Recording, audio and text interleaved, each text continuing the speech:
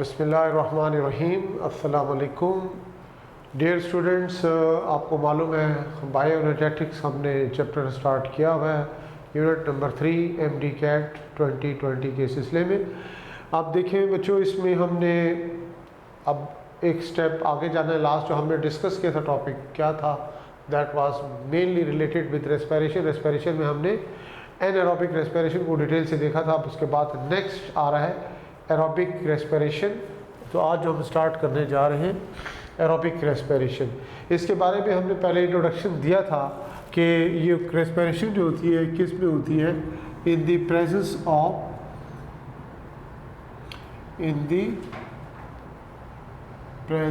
Of free oxygen. किस में होती है? इन the presence of free oxygen होती है। इसमें ख़ास तौर पे क्या होता है कि जो हाई एनर्जी ग्लूकोज मॉलिक्यूल है, हाई एनर्जी ग्लूकोज मॉलिक्यूल, ये ऑर्गेनिक मॉलिक्यूल के रेफरेंस से बता रहे हैं। हाई एनर्जी ग्लूकोज मॉलिक्यूल जो होता है ये स्प्लिट हो जाता है, splits into carbon dioxide and water, carbon dioxide and water, जो कि क्या है, which are low energy molecules, low energy molecules हैं। और इसमें क्या होता है कि जब ये हाई एनर्जी ग्लूकोज मॉलिक्यूल जो होता है ये स्प्लिट होगा और उससे low energy molecule carbon dioxide और वाटर बनेंगे, तो नतीजा क्या होगा हम क्या बताएंगे। सो स्टोर्ड एनर्जी किस में, जो ग्लूकोज में थी, that is what stored energy is, क्या होगा, इन ग्लूकोज इज रिलीज्ड। ये स्टोर्ड एनर्जी इसमें से क्या होगी, रिलीज होगी। तो लिहाजा हम ओवरऑल रिएक्शन बताना चाहें तो ओवरऑल रिएक्शन एरोबिक रेस्पिरेशन का वो फिर क्या होगा वो देख लीजिए कि इसमें आप बताते हो से 6H12O6, ये हमारे पास क्या है, ग्लूकोज मॉलिक्यूल है। इसके साथ क्या शो करेंगे, ऑक्सीजन इसके साथ रिएक्ट करेगा। इसके साथ प्लस हमने क्या शो करना है, 36 ADP एडिनोसिन डाइफॉस्फेट, और 36 हमारे पास क्या होंगे, इनऑर्गेनिक फॉस्फेट होंगे। इसके रिजल्ट के तौर पर यहाँ भी क्या होगा, एंजाइम्स, और फिर जो इसके रिजल्ट के तौर पर क्या होगा कि 6 molecules of what, carbon dioxide plus 6 molecules हमारे पास किस चीज़ के आते हैं, वाटर के, और फिर प्लस क्या होगा 36 ATPs। तो ये ओवरऑल रिएक्शन है किस चीज़ का, एरोबिक रेस्पिरेशन का, जिसमें जो ग्लूकोज मॉलिक्यूल है ये इसमें स्टोर्ड एनर्जी होती है, और ये जब इसकी complete oxygen in the presence of free oxygen, इसकी कंप्लीट ऑक्सीडेशन जब होगी तो उसके रिजल्ट के तौर पर लो एनर्जी मॉलिक्यूल भी बनते हैं, और प्लस क्या होता है, ये एनर्जी भी क्या होती है, रिलीज होती है। और वो किस फॉर्म में बता रहे हैं, ATP। ओवरऑल आपको बताया कि 36 ATP क्या होते हैं, नेट ATP हम इसमें बताते हैं। तो बहरहाल अब देखिए कि ओवरऑल की क्या है, इससे क्या पता चलता है कि ओवरऑल एरोबिक रेस्पिरेशन क्या है, ये कैटाबॉलिक रिएक्शन है। इसको आप कैटाबॉलिक रिएक्शन का नाम देते हैं किस चीज़ को, एरोबिक रेस्पिरेशन को। और इसमें कंप्लीट ब्रेकडाउन होगा, याद रखिएगा, किस चीज़ का, ग्लूकोज मॉलिक्यूल का। अब क्या करेंगे हम, बताना है कि एरोबिक रेस्पिरेशन जो है इसको हमने बताना है कि ये 4 स्टेप्स में कंप्लीट होती है। यानी aerobic respiration completes in 4 steps। ये 4 स्टेप्स में जाकर कंप्लीट होगी। 4 स्टेप कौन कौन से हैं, नंबर 1 हमने इसमें बताना है क्या, ग्लाइकोलाइसिस। फिर उसके बाद सेकंड स्टेप इसमें आ जाएगा, यानी इसमें ऑक्सीडेशन ऑफ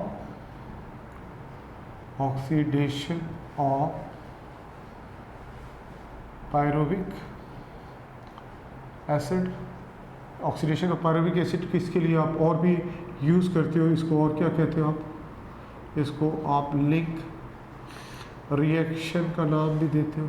इसी तरह से इसको एक और भी नाम दिया जाता है, इसको हम स्टूडेंट्स इसको ट्रांजिशन रिएक्शन का नाम भी देते हैं। ट्रांजिशन रिएक्शन क्यों कहते हैं, क्योंकि इससे पहले क्या है ग्लाइकोलाइसिस और इसके बाद क्या होता है क्रेब्स साइकिल होता है, इसलिए इसको ट्रांजिशन रिएक्शन का नाम भी दिया जाता है। ये हो गया नंबर 1 और ये नंबर 2 और उसके बाद नंबर 3 इसमें आ जाएगा, ये 1, 2 और ये 3 इसमें आएगा क्रेब्स साइकिल, ये क्रेब्स साइकिल आ जाएगा। और फिर लास्ट जो होगा उसका रेस्पिरेटरी चेन, जिसे आप दूसरा नाम क्या देते हो, इसको रेस्पिरेटरी इलेक्ट्रॉन ट्रांसपोर्ट चेन भी कहते हैं, आल्सो कॉल्ड रेस्पिरेटरी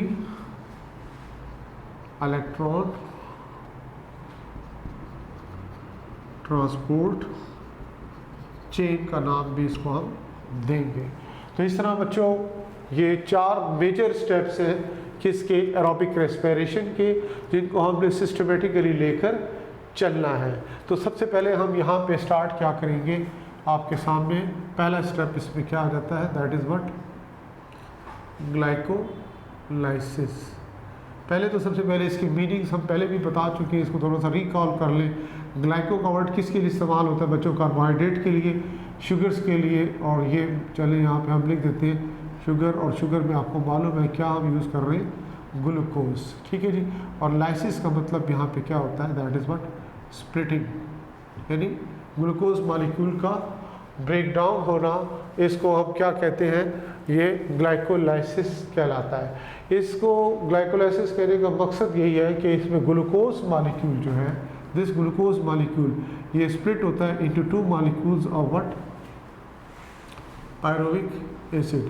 कितने कार्बन का कंपाउंड है ये, 6 कार्बन है, और ये क्या है 3 कार्बन, यानी एक 6 कार्बन कंपाउंड से 2 3 कार्बन कंपाउंड बन जाते हैं। इस ग्लाइकोलाइसिस को बच्चों एक और भी नाम दिया जाता है, इसको हम क्या कहते हैं, और EMP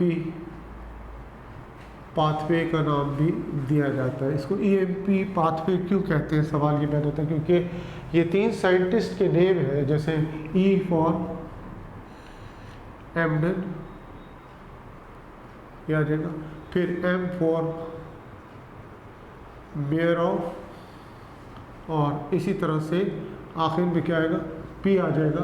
P का मतलब क्या होता है इसमें, ये साइंटिस्ट का नाम, ये पार्नस, तो एमडन, मेयरॉफ और पार्नस, EMP, इसी की साइंटिस्ट के नेम से इसका नाम EMP पाथवे रखा गया है। तो ये भी इसका एक अल्टरनेटिव नेम है, समटाइम हट के भी बात क्वेश्चन आ सकता है, तो इसके लिए भी आपको पता होना चाहिए। तो अब देखिए ये ग्लूकोज का पायरुविक एसिड में कन्वर्ट होना, तो यहाँ पे देखने में एक रिएक्शन नज़र आता है, लेकिन याद रखिएगा it is not a single reaction, basically it is series of enzymatic reactions.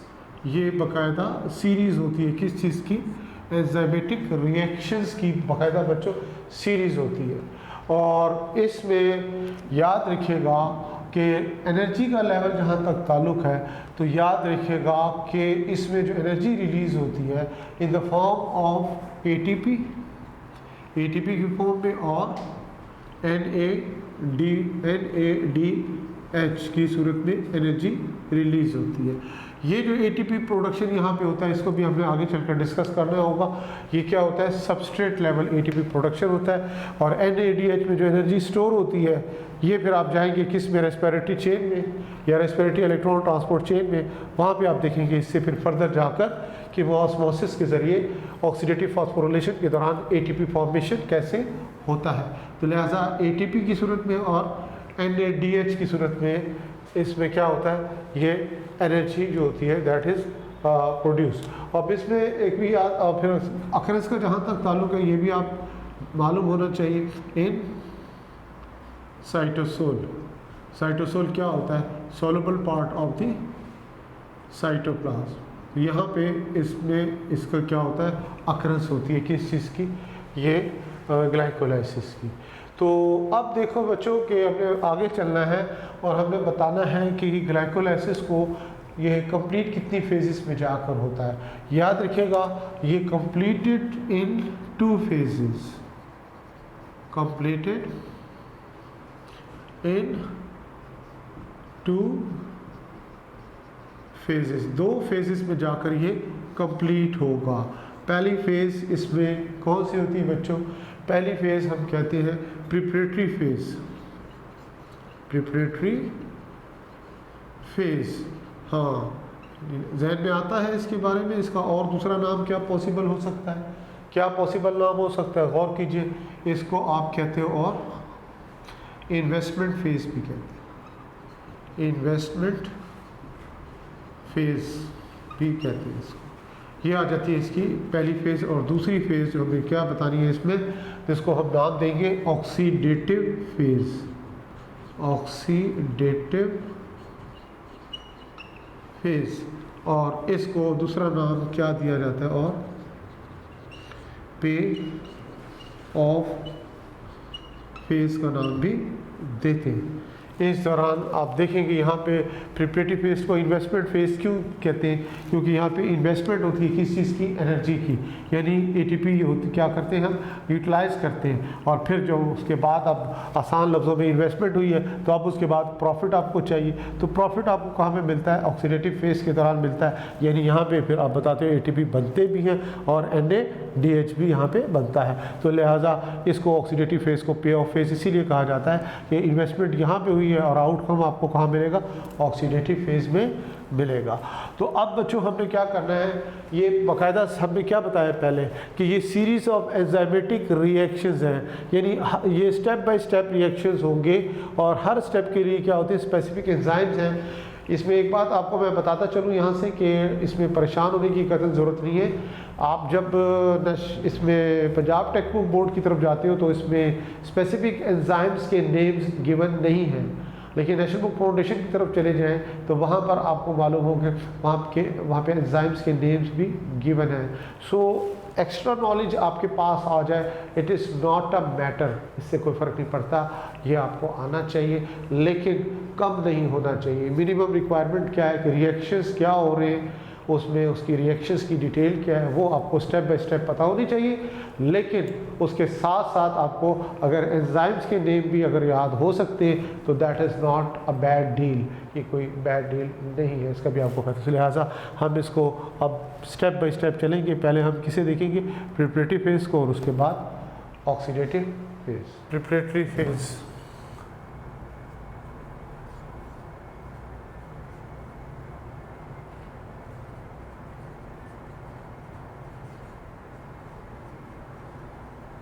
Preparatory phase, इसको हमने और क्या नाम दिया था? इसको हमने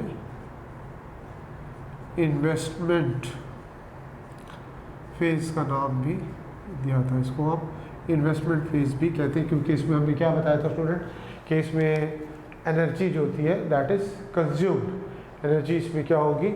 कंज्यूम होगी, ठीक है ना। और अब हमने इसके देखने के इसके जो डिफरेंट स्टेप्स हैं वो हमने सिस्टमेटिकली उनको फॉलो करना है कि इसके डिफरेंट स्टेप्स क्या होते हैं प्रिपरेटरी फेज के। तो सबसे पहले देखिए स्टूडेंट, हम इसके स्केच के साथ साथ चलेंगे ताकि चीज़ें हमें और मज़ीद क्लियर होती चलें। तो सबसे पहले देखें, यहाँ पे हम बात करेंगे किस चीज़ की? प्रिपरेटरी फेज का पहला मरहला आ जाता है। हम यहाँ पे क्या लिख रहे हैं? What is this? थोड़ा सा इसको हम इधर कर लेते हैं।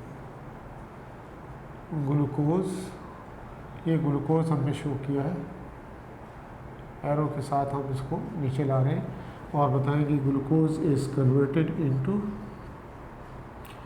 Glucose six phosphate. Glucose is converted into glucose six phosphate और इसमें एक ATP कन्वर्ट होगा into ADP, adenosine triphosphate is converted into adenosine diphosphate. यहाँ पे हम इसका एंजाइम शो करेंगे। एंजाइम का नाम याद रखिएगा क्या है, हेक्सोकाइनेज, या फिर इसको एक और भी नाम दिया जाता है ग्लूकोकाइनेज। ग्लूकोकाइनेज भी कहते हैं। अब बेसिकली यहाँ पे क्या हो रहा है बच्चों, अहम चीज़ आपको पता होनी चाहिए कि जब ग्लूकोज रिएक्ट करता है, किसके साथ रिएक्ट करेगा, आपको मालूम है एटीपी के साथ। इसमें क्या हो रहा है कि ग्लूकोज जो है ये रिएक्ट कर रहा है किसके साथ, react with ATP, adenosine triphosphate के साथ ग्लूकोज रिएक्ट करता है, किस में, इन दी प्रेजेंस ऑफ ये एंजाइम जो भी हमने बताया, क्या नाम है इसका, हेक्सोकाइनेज, जिसको दूसरा नाम क्या दे रहे हैं हम, ग्लूकोकाइनेज का नाम देते हैं। इन द प्रेजेंस ऑफ ये हेक्सोकाइनेज एंजाइम क्या होता है इसमें कि ग्लूकोज जो होगा, ग्लूकोज इज फॉस्फोराइलेटेड, ग्लूकोज क्या होगा, is phosphorylated to glucose six phosphate.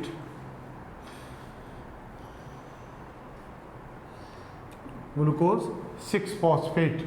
अब इसमें आप अहम चीज़ क्या देख रहे हैं कि एटीपी किस में कन्वर्ट हो रहा है, into ADP. ATP is converted into ADP, और फॉस्फेट ग्रुप किसको मिल गया, ग्लूकोज को मिल गया। और ग्लूकोज आपको मालूम है ये कितने कार्बन होते हैं, इसमें 6 कार्बन होते हैं। और ये 6 का मतलब क्या होता है कि 6 कार्बन जो है ग्लूकोज का, उसके साथ फॉस्फेट आकर अटैच हो गया। तो इस पूरे प्रोसेस को जिसमें हम देख रहे हैं कि ग्लूकोज रिएक्ट कर रहा है एटीपी के साथ, और एटीपी किस में कन्वर्ट हो रहा है, एडीपी में। एटीपी का फॉस्फेट ग्रुप कहाँ शिफ्ट हो गया, ग्लूकोज के पास शिफ्ट हो गया, किसकी मदद से, ये हेक्सोकाइनेज एंजाइम की मदद से। तो लिहाजा बच्चों इस पूरे प्रोसेस को आप क्या नाम दोगे जिसमें ये बेसिकली फॉस्फोरिलेशन हो रही है, तो इसको हम क्या कहेंगे, that is basically what, phosphorylation. इसको हम फॉस्फोराइलेशन का नाम देंगे इस तरह से। अब आ जाते हैं हम किस पे, नेक्स्ट स्टेप पे आ जाएंगे। यहाँ पे देखिए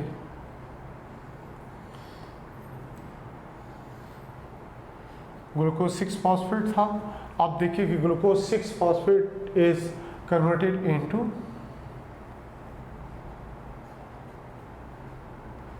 फ्रक्टोज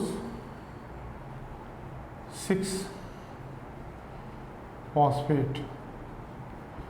यहाँ पे क्या, ग्लूकोज किसमें हुआ, फ्रुक्टोज। ग्लूकोज आपके पास क्या है, हेक्सोज है। फ्रुक्टोज क्या है, ये भी हेक्सेज है। फ़र्क दोनों में क्या है, ये एल्डोज शुगर है, ये क्या है, कीटोज शुगर है। और केमिकल फार्मूला दोनों का क्या है, सेम है। मॉलिक्यूलर फार्मूला दोनों का सेम है, C6H12O6 है। तो लेकिन इनका स्ट्रक्चर फार्मूला क्या होता है, डिफरेंट होता है। तो इससे आप समझ गए होंगे कि यहाँ पे बेसिकली क्या हो रहा है, आइसोमेराइजेशन हो रही है, डेफिनेटली आइसोमेराइजेशन हो रही है। तो इसके लिए आपको ये भी पता हो कि यहाँ पे एंजाइम कौन सा है। इसमें जो एंजाइम है उसको नाम क्या देंगे,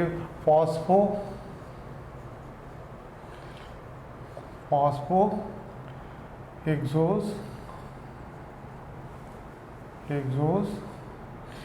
आइसोमेरेज। ये क्या है, फॉस्फोहेक्सोज आइसोमेरेज, ये क्या है, एंजाइम का नाम है। तो यहाँ पे आप देख रहे हैं कि ग्लूकोज 6-फॉस्फेट किस में कन्वर्ट हुआ, इनटू फ्रुक्टोज 6-फॉस्फेट में। तो इसमें आप देखिए कि ये जो कन्वर्जन हो रही है किसकी मदद से हो रही है, इस एंजाइम की मदद से हो रही है। तो फ्रुक्टोज जो होता है फॉस्फेट, आप ये भी बता सकते हैं ये डायरेक्टली प्रोड्यूस हो सकता है। यानी हम एक चीज़ यहाँ पे ऐड कर रहे हैं, ये तो पॉइंट क्लियर है आपको कि ग्लूकोज 6-फॉस्फेट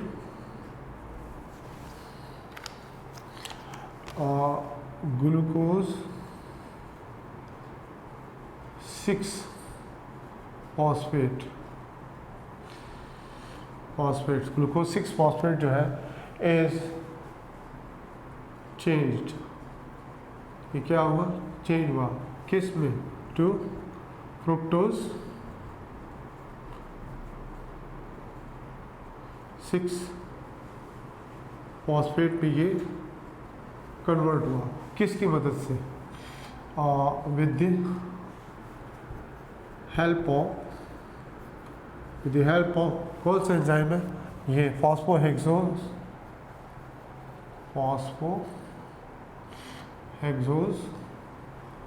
आइसोमेरेज, इस एंजाइम की मदद से। अब इसमें हमने क्या चीज़ अहम बताई है कि जो फ्रुक्टोज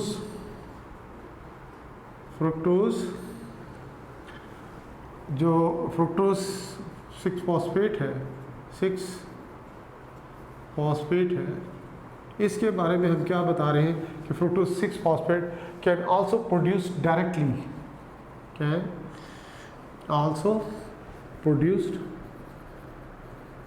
डायरेक्टली, ये बराह रास्त भी प्रोड्यूस हो सकता है, किसकी मदद से, एक एंजाइम है जिसको क्या नाम दोगे, फ्रुक्टोकाइनेज एंजाइम का नाम क्या है, फ्रुक्टोकाइनेज। इसमें बेसिकली क्या होता है, इसमें भी क्या हो रही है, बेसिकली वो ये है कि फॉस्फोरिलेशन हो रही है, क्यों फॉस्फोरिलेशन हो रही है, क्योंकि इसमें एडिशन किस चीज़ का होता है, फॉस्फेट का एडिशन होता है, किसमें, फ्रुक्टोज में डायरेक्टली। तो fructose 6 phosphate can also produce directly, तो हम इसको भी क्या कहेंगे, ये भी फॉस्फोराइलेशन है, ये फॉस्फो। फर्क सिर्फ ये है कि यहाँ पे हमने क्या बताया था, कौन सा एंजाइम था, ग्लूकोकाइनेज था, क्योंकि ग्लूकोज में क्या हो रहा था, फॉस्फेट ग्रुप ऐड हो रहा था, ग्लूकोज 6 फॉस्फेट बन रहा था। या फ्रुक्टोज 6 फॉस्फेट जो बन रहा है, इसमें जो फॉस्फेट ग्रुप ऐड हो रहा है, एंजाइम का नाम चेंज करेंगे, यहाँ पे ग्लूकोकाइनेज था, यहाँ पे क्या फ्रुक्टोकाइनेज आएगा, बस इतना सा फर्क है। इसलिए इसको क्या कहेंगे, ये भी फॉस्फोरिलेशन है, जैसे ये फॉस्फोरिलेशन था। लेकिन ये जो हमने चीज़ बताई है, इसमें बेसिकली क्या है, आइसोमेराइजेशन हो रही है, यहाँ पे क्या हो रही है, isomerisation,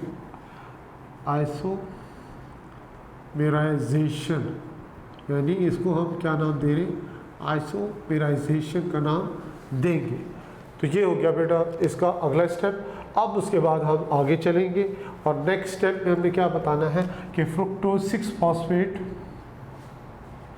is converted into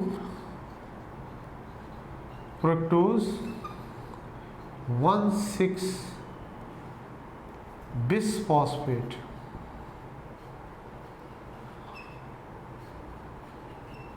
fructose 1,6 bisphosphate. पहले क्या था, फ्रुक्टोज के किस कार्बन एटम के साथ आपने देखा, फॉस्फेट ग्रुप था 6 कार्बन के साथ। अब क्या है कि 6 के साथ तो है ही, 1 के साथ एक और फॉस्फेट ग्रुप ऐड हो गया।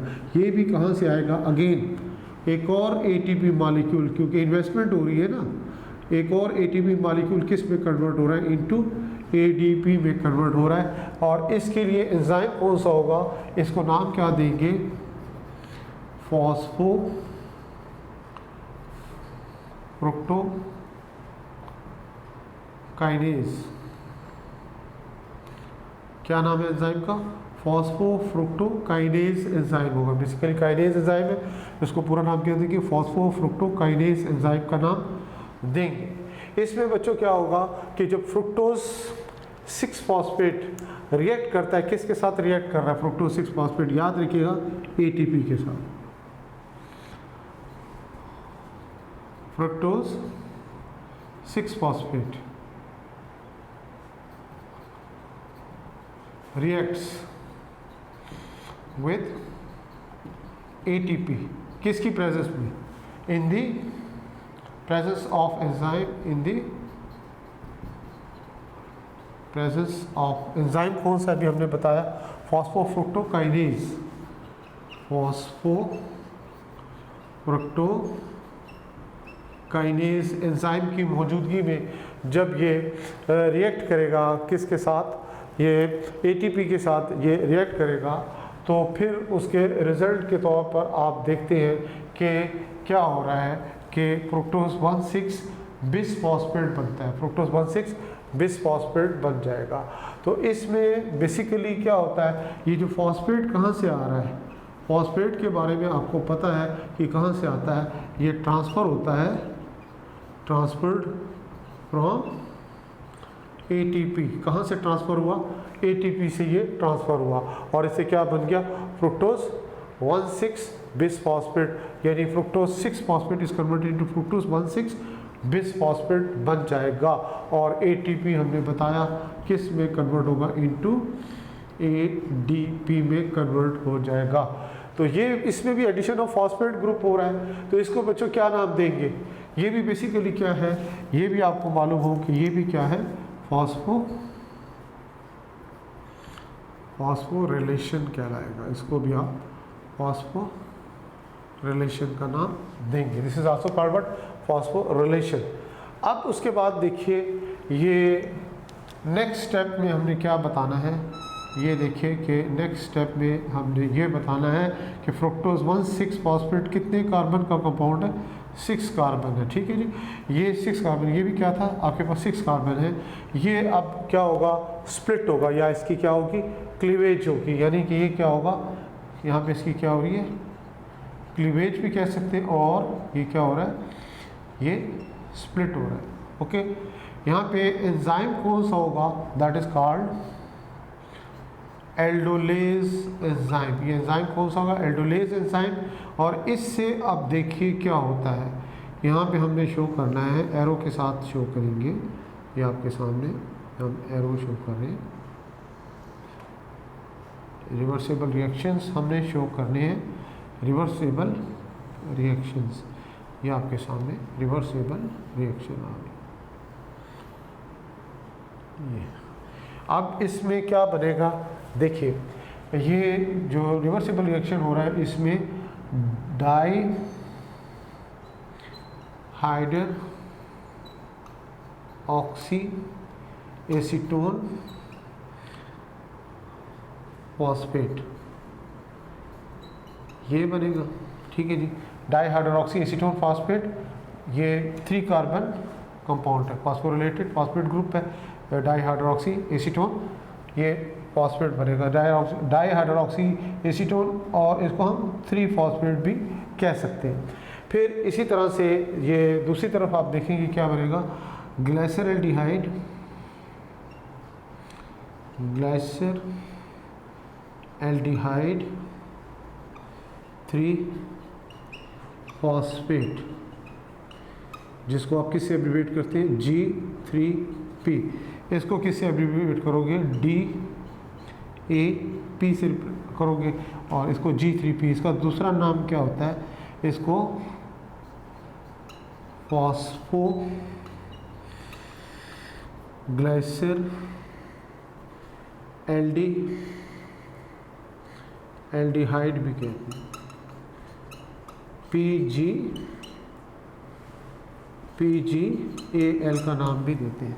तो ये भी 3 कार्बन है, और ये भी क्या होता है, 3 कार्बन होता है, और ये क्या होते हैं, इंटर कन्वर्टेबल। इस तरह से हम एरो से शो करेंगे, ये क्या होगा, इंटर कन्वर्टेबल, ये इंटर कन्वर्टेबल होते हैं। इसके लिए जो एंजाइम होगा, याद रखिएगा, इसको क्या कहेंगे, फॉस्फोट्रायोज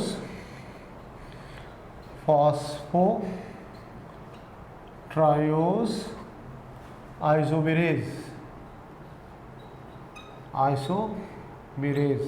क्योंकि आइसोमेराइजेशन है, यानी ये क्या है, ये भी ट्रायोज है, ये भी ट्रायोज है, ये भी 3 कार्बन है, ये भी 3 कार्बन, बेसिकली हैं क्या, डाई हाइड्रोक्सी एसीटोन, ये क्या है, ग्लाइसर एल्डिहाइड। फॉस्फेट ग्रुप को फिलहाल आप भूल जाएं।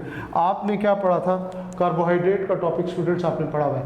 कार्बोहाइड्रेट में आप क्या पढ़ते हो, मोनोसेक्राइड। मोनोसेक्राइड में सिंपलेस्ट मोनोसेक्राइड क्या आते हैं, ट्रायोज में आपने 2 एग्जाम्पल्स इसमें डिस्कस की हुई है।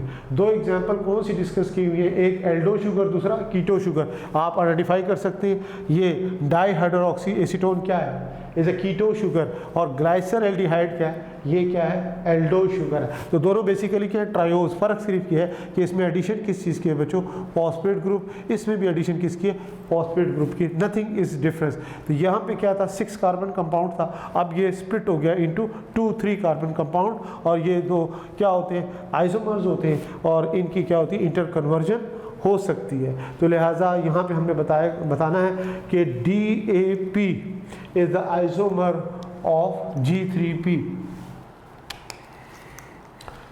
DAP is the isomer of DAP, यानी सॉरी ये क्या होगा, G3P। Dihydroxy acetone phosphate is the isomer of glyceraldehyde 3 phosphate. ये किसकी मदद से होता है, ये बाय एन एंजाइम। अब एंजाइम कौन सा है, ये देखिए, फॉस्फोट्रायोज isomerase, फॉस्फोट्रायोज isomerase,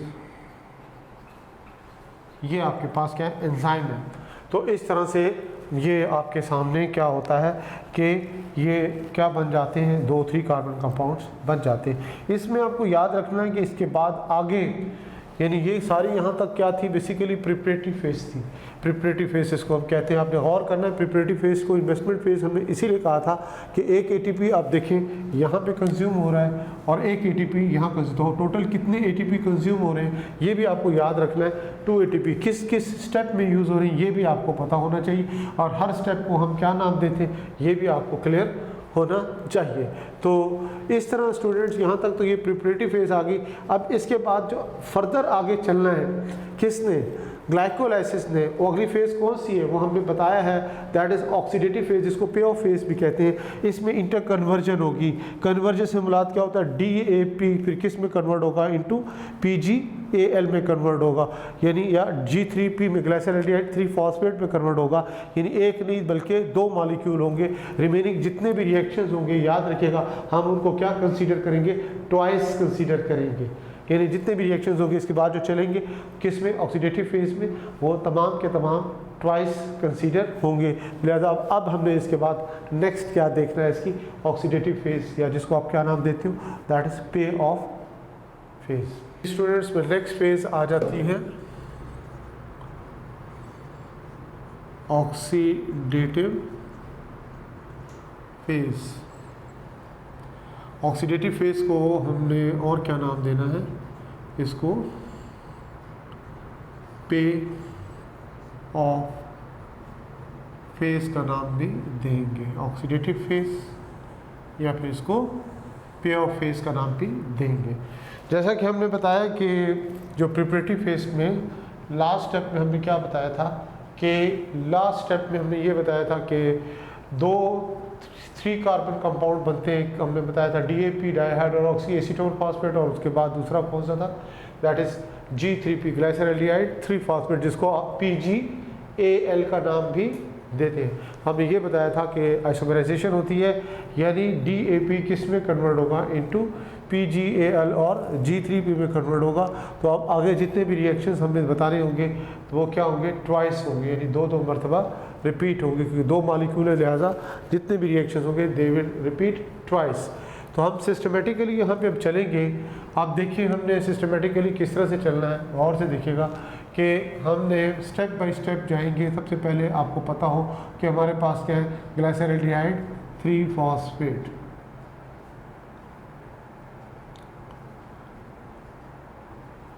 glyceraldehyde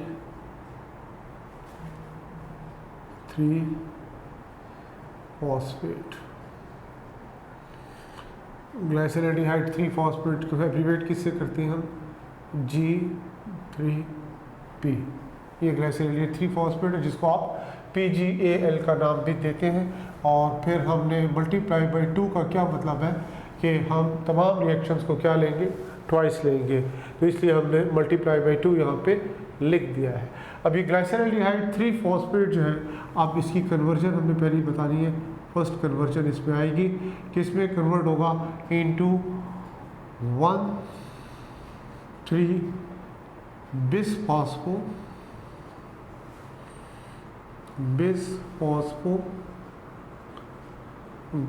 glycerate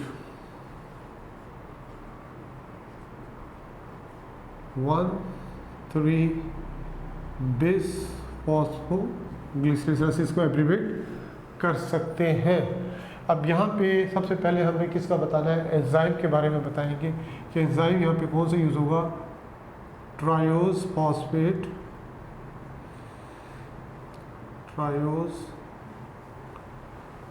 phosphate dehydrogenase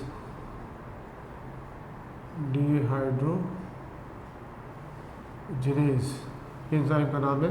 इसको एक और भी नाम दे सकते हैं हम, ये ग्लाइसर एल्डिहाइड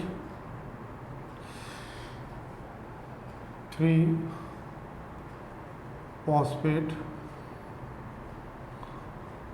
डिहाइड्रोजिनेज भी कह सकते हैं इसको, डिहाइड्रोजिनेज, यानी दो नाम इसके देखें। ट्रायोज की जगह हम क्या यूज़ कर सकते हैं, ग्लाइसर एल्डिहाइड। आपको अंडरस्टूड बात होनी चाहिए कि ग्लाइसर एल्डिहाइड क्या होता है, बेसिकली ट्रायोज होता है। तो ये भी नाम सही है, ये भी नाम सही है। तो अब इसमें देखिए हमें बताना है कि एडिशन होगी किस चीज़ की, इनऑर्गेनिक फॉस्फेट यहाँ पे ऐड हो रहा है और साथ साथ 2 molecules NAD nicotinamide adenine dinucleotide, क्योंकि जब हम 2 से मल्टीप्लाई कर रहे हैं तो सारे रिएक्शंस आपको पता है हमने डबल होंगे। 2 मॉलिक्यूल्स किसके बनेंगे, NADH, इस तरह से बनेंगे।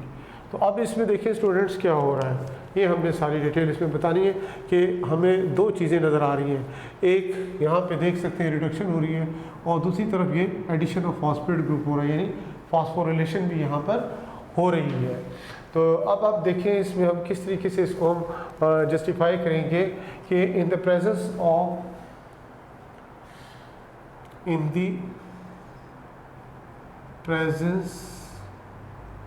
ऑफ क्या, ये जो हमने एंजाइम का नाम लिखा है क्या, ट्रायोज फॉस्फेट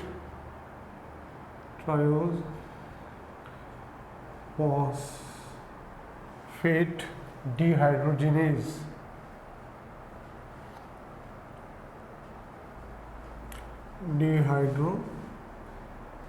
किस एंजाइम की प्रेजेंस में, in the presence of enzyme triose phosphate dehydrogenase. क्या होता है कि ख़ास तौर पे G3P क्या है हमारे पर, ग्लाइसर एल्डिहाइड 3 फॉस्फेट, ये क्या करता है, डोनेट्स क्या चीज़ डोनेट करेगा, हाइड्रोजन। क्या डोनेट कर रहा है, हाइड्रोजन। किसको देगा, टू NAD निकोटिनामाइड। ये इसकी कौन सी फॉर्म है, ऑक्सीडाइज्ड फॉर्म है। टू फॉर्म क्या बनाएगा, NADH, ये NADH बन गया, ठीक है जी। और फिर उसी तरह से एंड एक्सेप्ट करेगा किस चीज़ को, फॉस्फेट ग्रुप को। फॉस्फेट ग्रुप का मतलब क्या होता है, PI का मतलब क्या होता है, इसका मतलब होता है इनऑर्गेनिक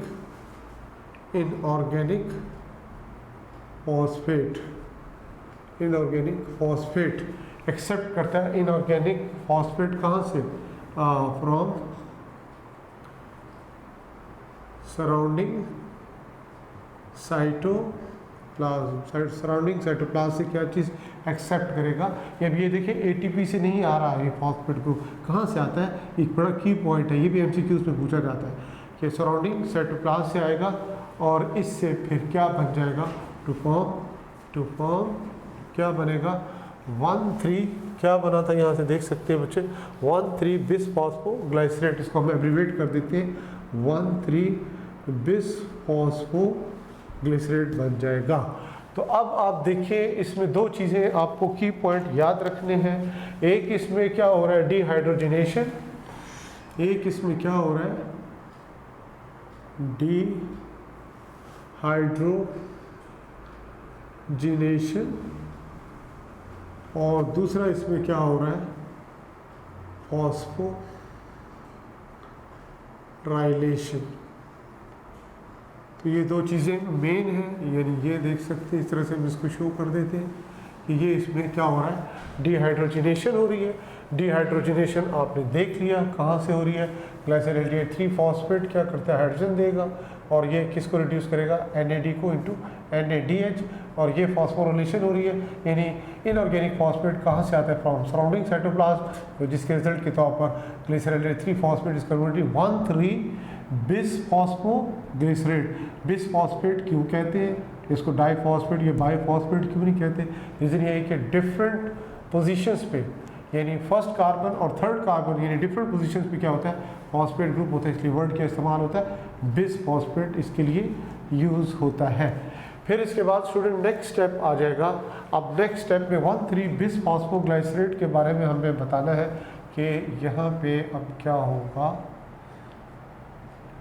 यहाँ पे हमने ये बताना है कि क्या ये बेसिकली जो बनेगा 3-फॉस्फोग्लिसरेट, 3-फॉस्फोग्लिसरेट, 3-फॉस्फोग्लिसरेट मल्टीप्लाई किससे करेंगे, 2 से मल्टीप्लाई हमने करना है, क्योंकि हमने पहले बताया था कि तमाम रिएक्शंस क्या होते हैं यहाँ पे डबल होते हैं। तो क्या बनेगा 3-फॉस्फोग्लिसरेट, इसको एब्रीवेट किससे कर सकते हैं, 3PG, 3-फॉस्फोग्लिसरेट इसको हम कह सकते हैं।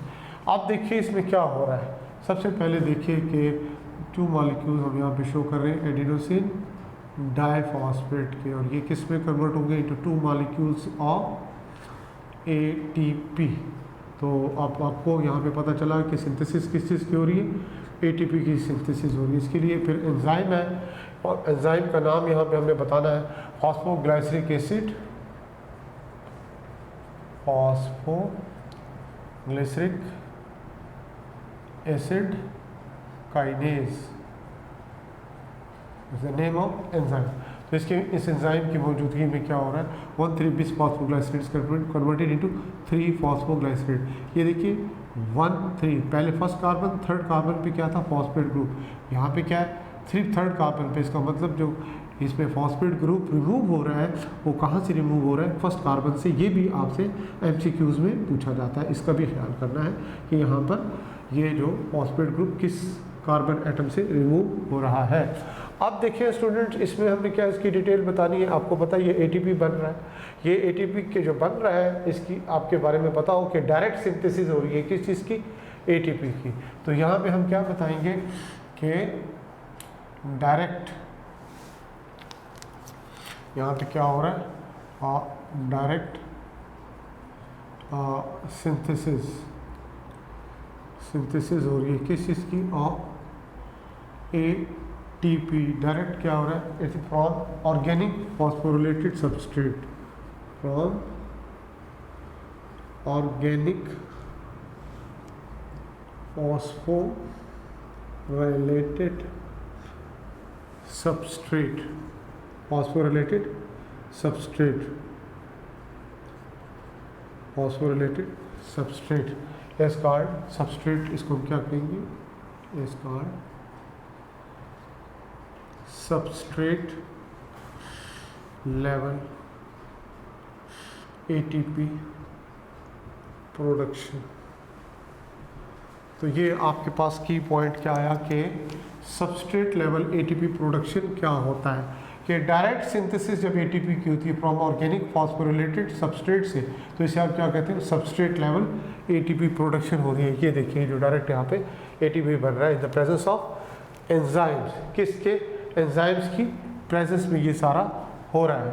तो लिहाजा इसको हम सबस्ट्रेट लेवल फॉस्फोरिलेशन का नाम देंगे।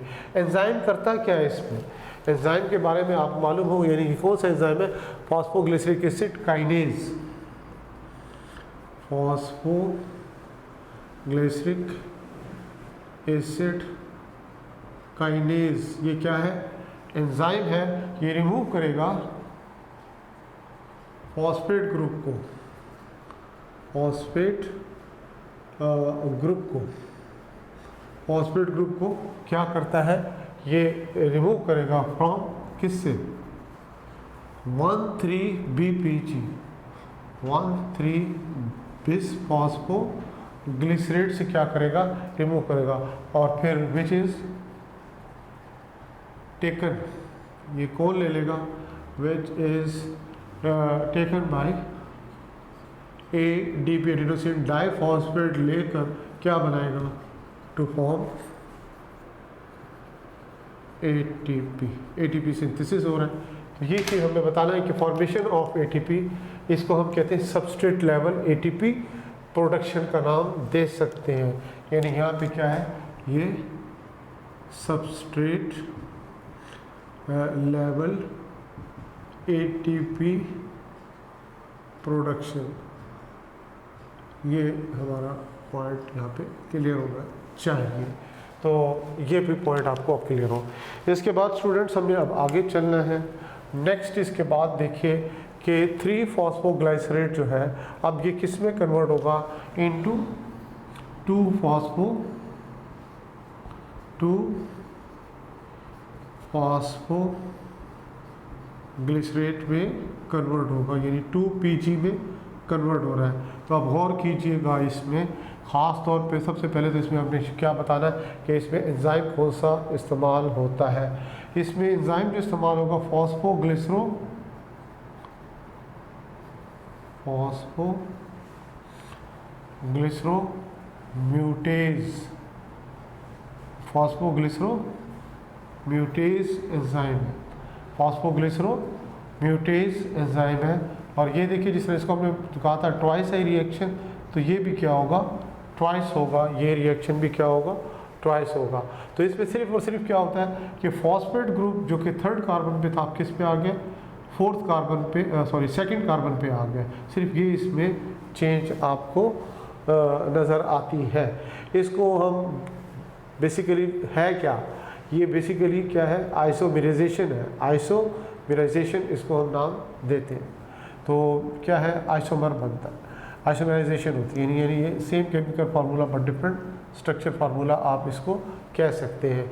यानी 2PJ जो होता है, इसमें बेसिकली क्या हो रहा है कि पोजीशन किसकी है, पोजीशन जो है फॉस्फेट ग्रुप की जो ख़ास तौर पे है वो चेंज होती है। इसमें क्या हो रहा है, जो पोजीशन है, पोजीशन ऑफ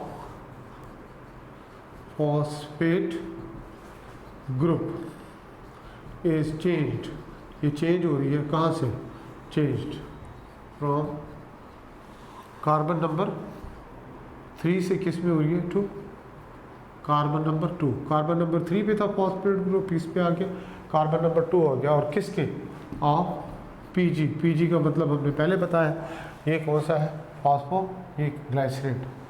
यानी इस तरह फॉस्फोग्लाइसरेट का कार्बन नंबर 3 से कार्बन नंबर 2 पे आ जाता है क्या चीज़, फॉस्फेट ग्रुप। किसकी मदद से, विद द हेल्प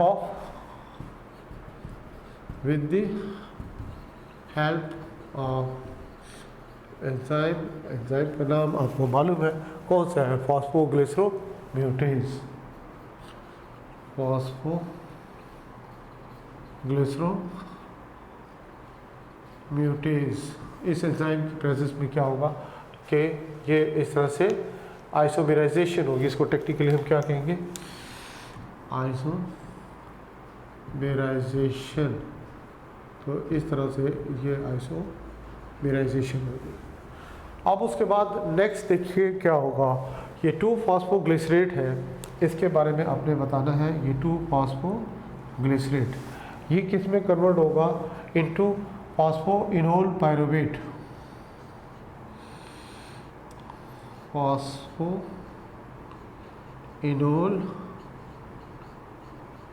पायरुवेट, इसको किससे एब्रीवेट करेंगे, P से आप उसको एब्रीवेट करोगे, फिर वही मल्टीप्लाई बाई 2 ट्वाइस, चूँकि रिएक्शन ये चल रहे हैं। तो अब इसमें आप देखिएगा अगेन, इसमें सबसे पहले क्या है, आपने एंजाइम का नाम बताना है। एंजाइम इसमें होगा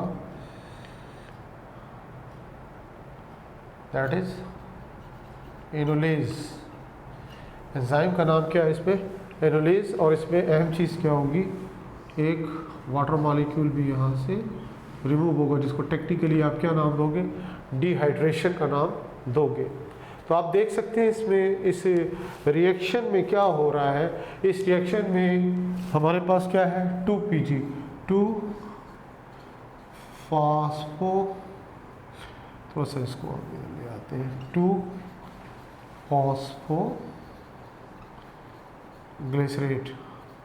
2 फॉस्फोग्लिसरेट जो है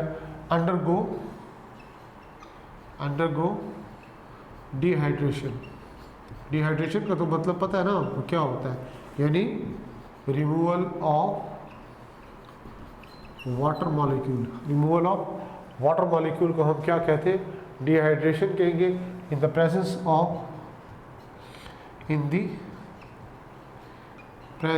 ऑफ एंजाइम। एंजाइम का नाम अभी हमने क्या बताया, एनोलेज। इस एंजाइम की प्रेजेंस में क्या होगा कि डिहाइड्रेशन होगी, यानी इसमें डिहाइड्रेशन के रिजल्ट के तौर पर क्या हो रहा है कि 2Pg, 2 phosphoglycerate is converted into PEP, phosphoenol pyruvate में कन्वर्ट हो गया। 2Pg is converted into phosphoenol pyruvate. फिर उसके बाद अब इसमें लास्ट स्टेप आ जाएगा, और लास्ट स्टेप में आपने क्या बताना है कि यहाँ पे जो लास्ट स्टेप है, यानी इस लास्ट स्टेप में ये phosphoenol pyruvate is converted into pyruvate. इससे क्या बनेगा, पायरुवेट, जिसको आप और क्या कहते हो, पायरुविक एसिड। पायरुविक एसिड बनेगा। और फिर इसमें इसके एंजाइम का नाम आपने शो करना होगा, पायरुवेट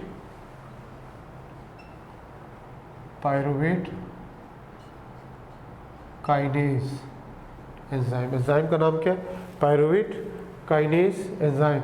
और फिर इसमें देखेंगे कि 2 molecules of adenosine diphosphate are converted into 2 molecules of adenosine triphosphate, ATP formation होगा।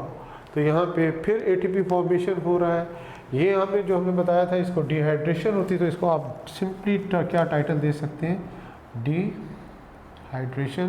तो आपको एमसीक्यूज पॉइंट ऑफ व्यू से ये पॉइंट याद रहना चाहिए कि dehydration mean removal of water molecule कहाँ पर होता है, जब 2 फॉस्फोग्लिसरेट कन्वर्ट होता है टू फॉस्फोइनोल पायरुवेट के लिए PEP, तो क्या होगा, वाटर मॉलिक्यूल, जिसको हम टेक्निकली क्या कहते हैं, डिहाइड्रेशन का नाम देते हैं।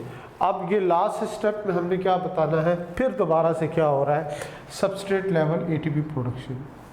फिर क्या हो रहा है यहाँ पे, substrate level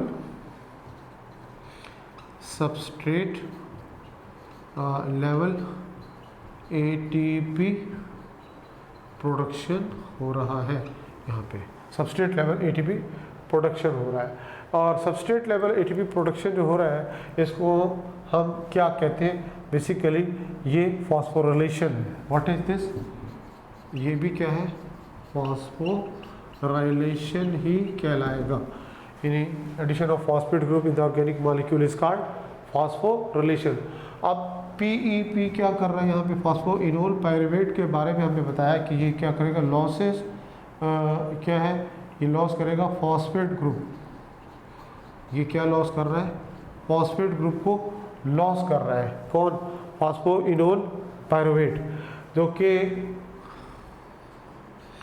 which is taken by, कौन लेगा इसको, ADP, एडिनोसिन डाइफॉस्फेट लेकर क्या बनाएगा, to form ATP, adenosine triphosphate बना लेगा। किस में, in the presence of enzyme. कौन सा एंजाइम, वो भी हमने बताया, pyruvate kinase. Pyruvate kinase enzyme की प्रेजेंस में ऐसा होगा। तो पीईपी जो होगा ये इसमें बेसिकली इसकी क्या हो रही है, डी फॉस्फोरिलेशन, इसको टेक्निकली हम क्या कहेंगे, जब फॉस्फेट ग्रुप रिमूव हो रहा है पीईपी का, यानी पीईपी जो है इसका क्या हो रहा है, डी फॉस्फोरिलेशन हो रहा है, यानी removal of phosphate group remove हो रहा है, और जिसके रिजल्ट के तौर पर आपको क्या मिलता है, 2 मॉलिक्यूल्स ऑफ व्हाट, पायरुवेट, और जिसे आप और क्या नाम देते हो, पायरुविक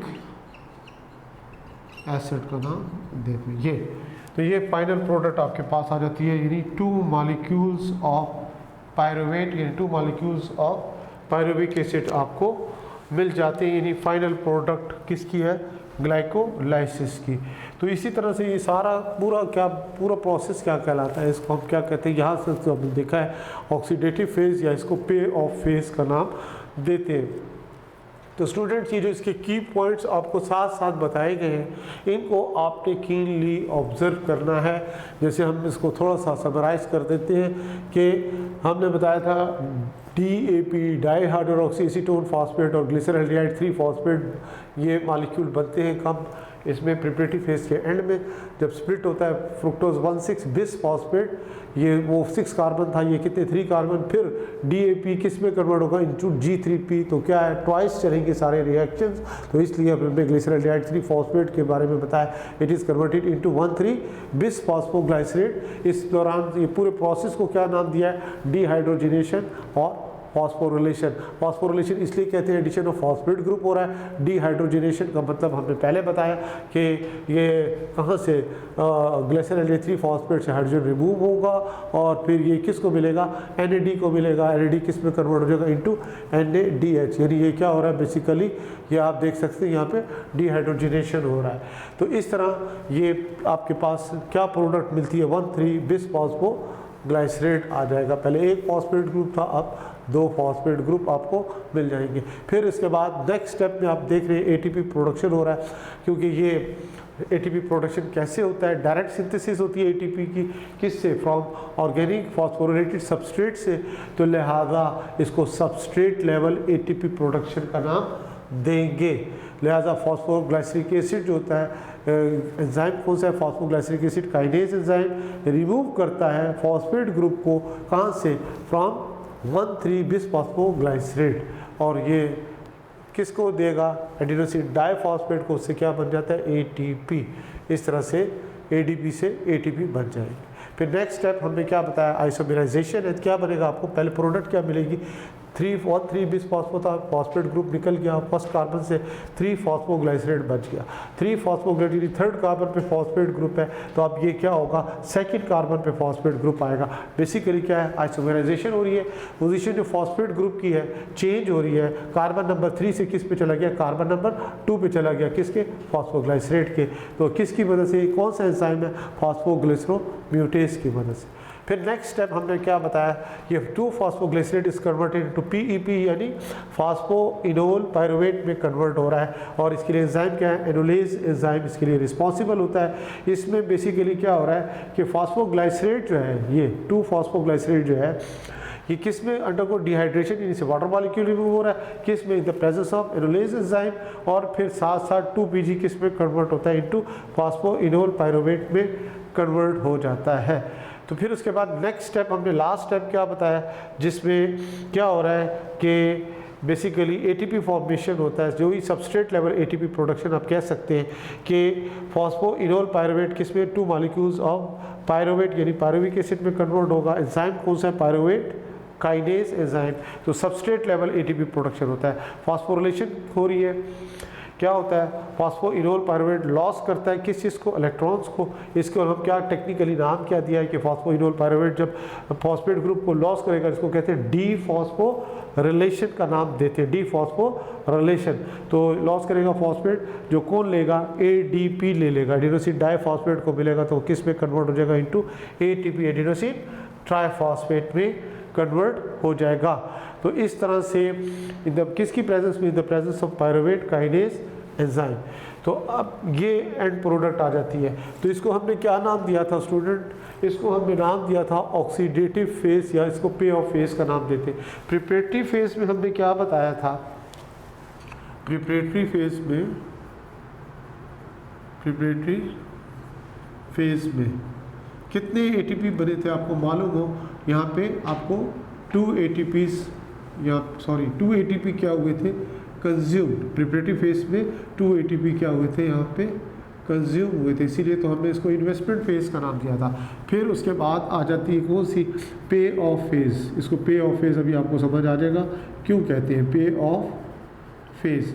पे ऑफ फेज में आप देखते हैं कितने एटीपी बनते हैं। यहाँ देखिए 2 एटीपी यहाँ बन रहे हैं और 2 एटीपी कहाँ बनते हैं? ये बनते हैं। तो टोटल कितने एटीपी बन रहे हैं? 4 एटीपीज बन रहे हैं। ठीक है जी। अब अगर हम इसमें देखिए ये क्या कहलाता है? टोटल एटीपी, और यहाँ पे हम क्या कहेंगे? Net ATP. Net ATP production कितनी होती है? यहाँ पे 4 में से 2 माइनस कर देंगे तो 2 एटीपी ये आपके पास आ जाएगा। फिर इसके साथ साथ आप देखते हैं पे ऑफ फेज में और क्या बनता है? आपको मालूम है NaDH। इसको पूरा किस तरह से लिखते हैं? NaDH, और ये हाइड्रोजन आयन इसके साथ ही पूरा लिखा जाता है। ये कहाँ बनता है? ये आपको बताया गया किस स्टेज पे। ये आपको देखेंगे कौन सी है? ये ऑक्सीडेटिव फेज का पहला मरहला है जिसमें ग्लिसरॉल गेट्स की phosphate is converted to 1,3-bis phosphoglycerate में कन्वर्ट हो रहा है। तो ये जो आप ये भी क्या है? ये रिड्यूस्ड फॉर्म है ना, तो इसमें एनर्जी स्टोर है। अब ये एनर्जी इसको कहाँ पे मिलेगी? यहाँ पे नहीं मिलेगी, क्योंकि सबस्ट्रेट लेवल पर एटीपी प्रोडक्शन हमने क्लियर कर लिया है। ये फिर आपको मालूम हो ये कहाँ जाएगी? ये चीज़ आपको ये माइटोकॉन्ड्रिया में जाने के बाद रेस्पिरेटरी चेन, अब रेस्पिरेटरी चेन अब पढ़ते हो जिसको रेस्पिरेटरी इलेक्ट्रॉन ट्रांसपोर्ट चेन भी कहते हैं। वहाँ पर आप देखेंगे कि ये NaDH जाकर वहाँ पर ये क्या बनाएगा? ATP बनाएगा। और ये ATP कितने बनाता है इसको भी हमने आगे चलकर डिस्कस करना है कि जो ग्लाइकोलाइसिस में बनने वाला NaDH है, ख़ास तौर पर किस में? यूकैरियोटिक सेल में, तो ये कितने ATP बनाता है? 2 ATP बनाता है। उसकी रीज़न फिर जब हम आगे चलकर एनर्जी बजट को डिस्कस करेंगे तो उसमें ये हमारी चीज़ें और क्लियर हो जाएंगी कि यहाँ नॉर्मली NaDH 3 ATP बनाता है, लेकिन ग्लाइकोलाइसिस वाला 2 ATP क्यों बना रहा है, उसकी लॉजिक भी हमने आपको बतानी होगी। तो बच्चों यहाँ तक क्या था? ग्लाइकोलाइसिस, जिसमें हमने कोशिश की है कि इसके जितने भी एस्पेक्ट्स हैं उनको मैक्सिमम कवर किया जाए, और इसमें से आप स्टेप बाय स्टेप बच्चों MCQs के लिए अपने आप को मेंटली तौर पर तैयार करना है। हर स्टेप में एक स्टेप के बाद जो अगला स्टेप आ रहा है, उसके बाद जो अगला स्टेप आ रहा है, देखिए कहाँ पे फॉस्फोरिलेशन हो रही है, कहाँ पे डिहाइड्रोजनेशन हो रही है, कहाँ पे ये डिहाइड्रेशन हो रही है। ये जो स्टेप आपको नज़र आ रहे हैं सबस्ट्रेट लेवल पर ATP प्रोडक्शन किस किस जगह पे होते हैं, वही उसके पॉइंट आपको पता चले। इन्वेस्टमेंट फेज़ यानी प्रिपरेटरी फेज़ में किस किस स्टेज पे ATP जो है कंज्यूम हो रहा है। तो ये सारे पॉइंट्स हैं जो कि आपको याद रखने हैं ताकि आप MCQs में कहीं भी कंफ्यूज ना हो। तो इसलिए आपने इसके एक एक एस्पेक्ट को केयरफुली जाना है। इसकी साथ साथ आपको मालूम है हमने आपको प्रैक्टिस भी करवानी है MCQs की, ताकि आपको आइडिया हो कि जब ये सारे कॉन्सेप्ट्स क्लियर हो तो उसके बाद ATP को ये इसमें आपने किस तरह से आपने MCQs को आपने सॉल्व करना है, किस तरह से आपने जो है ये डिफ़िकल्टी लेवल को अटेन करना है। तो बच्चों आज का लेक्चर बस यहाँ तक था। अल्लाह हाफिज़।